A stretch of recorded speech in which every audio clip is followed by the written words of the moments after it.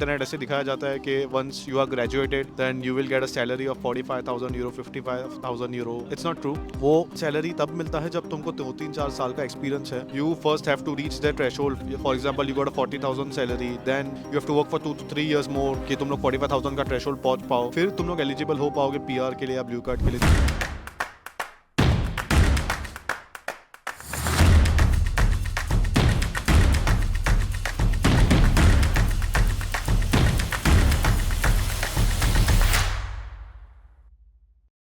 Alright guys, so finally I'm coming to India in 2024. I'm doing a quick meetup in about 6 cities of India, and in this video I will tell you how you can register, which city I'm coming to, what time are we going to meet, where are we going to meet, all of that. But before that, let me tell you what are we going to cover. We will cover blocked account topic, we will cover part-time job, we'll cover visa part, we'll cover everything what it takes for you to get your life started stress-free once you land here. I know a lot of students are coming in winter intake 2024. Irrespective if you've got the admission or if you don't, please come to the event. Let's meet in person. Now I'll tell you which cities I'm coming to. First is Mumbai, and I'm coming in Mumbai on 26th of July. Second is Pune. I'm coming there on 27th of July. Third is Kochi. I'm coming there on 3rd of August. Fourth is Chennai. I'm coming there on 4th of August. Fifth is Bangalore. I'm coming there on 6th of August. Sixth is Kolkata, and I'm coming there on 9th of August.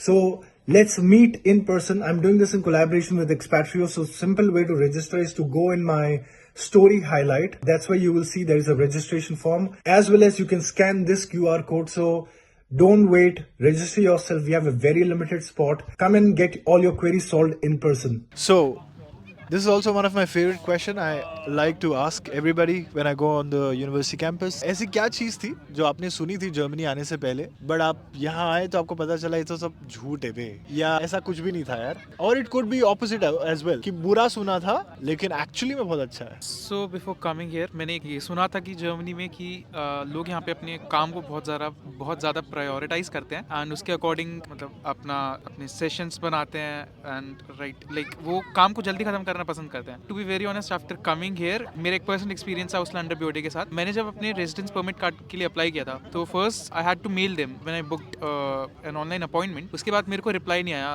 Then मैंने call किया Auslanderbehorde को and they told me to write a mail to them. I wrote a mail and I had to wait for a month to get a reply back and still I didn't get it. And I call them again and उन्होंने मेरे को बोला कि आप बिना appointment के Monday and Tuesdays को आ सकते हैं. And I went there and after I went there they check my passport and took my documents and after that they told me to wait for a month. मैंने 1 महीने wait किया. Wait करने के बाद फिर से मेरे को जिस दिन मेरी रेजिडेंस परमिट कार्ड की अपॉइंटमेंट थी उस दिन यहाँ पे ट्राम स्ट्राइक थी तो मैं नहीं जा पाया. तो मैं नहीं जा पाया एंड उसके बाद तो फिर उन्होंने तुम्हारी गलती गिना दी होगी फिर उस दिन, हाँ, कि तुम ही नहीं आए. एक्चुअली मैंने उनको कॉल किया एंड मैंने उनको बताया कि there is a tram strike today. तो उन्होंने बोला नो प्रॉब्लम, आप फिर से एक मेल करिए.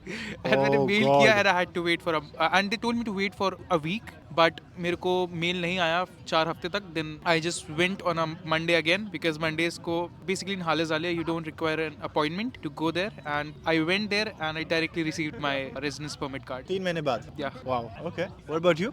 Like he said, I want to add to that.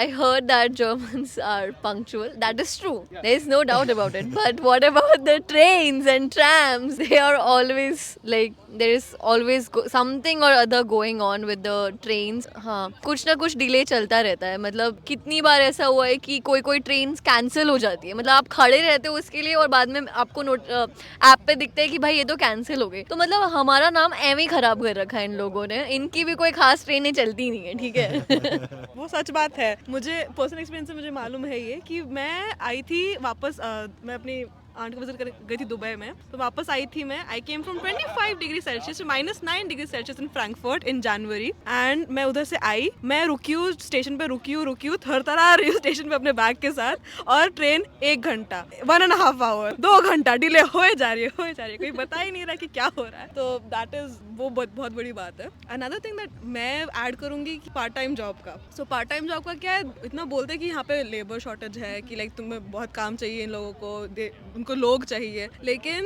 They will still, वो लोग फिर भी उसके लिए, वो लैंग्वेज के लिए बहुत खिचकिच करते हैं उसके लिए कि लाइक आपको एटलीस्ट B2 आनी चाहिए, आपको एटलीस्ट C1 आनी चाहिए, कि हम लोग, क्योंकि सब लोग जर्मन में बात करते हैं, इवन दो उनके सब जो काम वाले जो वर्कर्स रहते हैं, they all like international and they do have at least थोड़ा बैकग्राउंड रहता है इंग्लिश का, but still they will, you need at least B2 German, you need C1 German. Right. So it's like very very difficult to get, especially I live in Halle, which is a smaller city by comparison. वहाँ पे part time job काफी difficult हो जाता है ढूंढने के लिए, just because of this reason.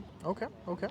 So I agree with this train का सीन जो ये लोग बोल रहे हैं कि मतलब पहले ऐसा नहीं था. आई think so if I see the history of the Germany कि ट्रेन बहुत टाइम पे थी, तो मैंने सुना था हाँ जर्मनी में ट्रेन बहुत टाइम पे होती है. I think so last 2-3 year में जो इन्फ्लेशन हुआ है और जो यूक्रेन वॉर की रशिया यूक्रेन वॉर की वजह से एनर्जी प्राइसेस ऊपर गए हैं and the employees of the DB they are demanding more income, तो उनको इनकम नहीं मिल रहा, बेटर वर्किंग आवर्स डिमांड कर रहे हैं, उनको वो सब डिमांड्स उनकी पूरी नहीं हो रही है. आई थिंक सो तो इसके लिए ही ये हुआ है. बट या ये चीज़ इतना कोई ओपनली बोला नहीं है लास्ट इतने सालों में, जो कि क्योंकि लोगों को यही पता है कि हाँ trains in Germany are time, तो पहले होता था. But if you'll see from last 2 to 3 years it's not there, but in future we don't know if they did some settlement then वापस इफेक्टिव हो सकता है. अच्छा, तुम्हारा पॉइंट क्या है? मेरा पॉइंट है दैट आई थिंक सो हाँ जो पीपल, बहुत लोग बोलते हैं इन यू नो इंटरनेट ऐसे दिखाया जाता है कि once you are graduated then you will get a salary of 45,000 euro, 55,000 euro, और ऐसे ये मीडियम सैलरी है, इतना सैलरी है. But it's not true. ये सब डिपेंड होता है तुम्हारे कौन से तुम लोकेशन में हो. फर्स्ट ऑफ ऑल तुम एक जॉब जो कर रहे हो बर्लिन में, उसकी सैलरी ज़्यादा हो सकती है, बट वही same job in a city like hall